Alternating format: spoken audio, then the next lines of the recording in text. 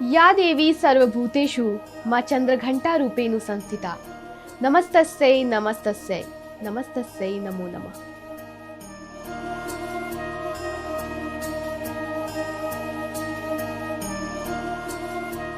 आज नवरात्रि का तीसरा दिन है जो मां चंद्रघंटा को समर्पित है।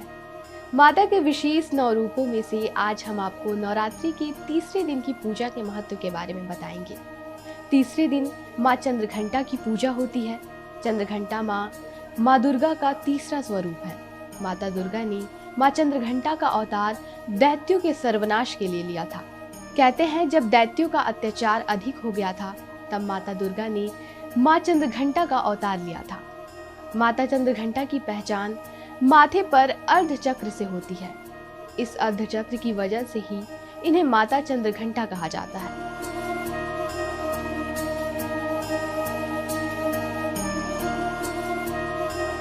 ऐसा माना जाता है कि चंद्रघंटा मां अपने भक्तों के दुखों को दूर करती हैं, इसलिए उनके हाथों में तलवार, त्रिशूल, गदा और धनुष है। इनकी उत्पत्ति ही धर्म की रक्षा और संसार से अंधकार मिटाने के लिए हुई है। मां चंद्रघंटा की उपासना साधक को आध्यात्मिक और आत्मिक शक्ति प्रदान करती है।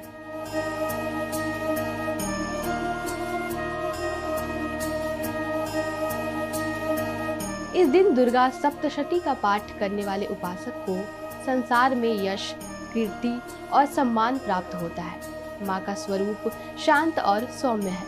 माता के 10 हाथ हैं और 10 हाथ में कमल और कमंडल के अलावा अस्त्र और शस्त्र हैं। मां चंद्रघंटा का वाहन सिंह है, जिस पर सवार होकर मां का यह स्वरूप दुष्टों का नाश करने के लिए तत्पर रहता है। चंद्रघंटा को स्वर की देवी कहते हैं। मां चंद्रघंटा को शांति और कल्याण का प्रतीक भी माना जाता है।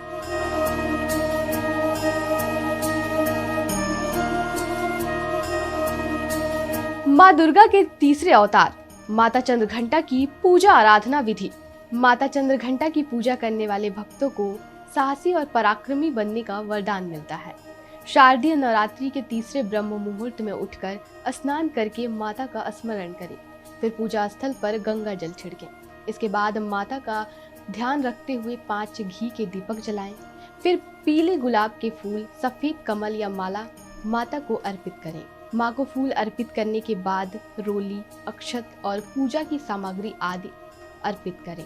सुबह शाम कपूर और दीपक से आरती करें, फिर पूरे घर में शंख और घंटा बजाएं। ऐसा करने से घर की नकारात्मकता दूर होती है। अब परिवार के सभी लोगों के साथ माता को नमस्कार करें और भोग में दूध से बनी मिठाई या केसर की खीर चढ़ाकर प्रसाद को सभी लोगों में बांटें। इसके साथ ही दुर्गा सप्तशती, चालीसा, स्तुति या चंद्रघंटा माता की कहानी का पाठ करें।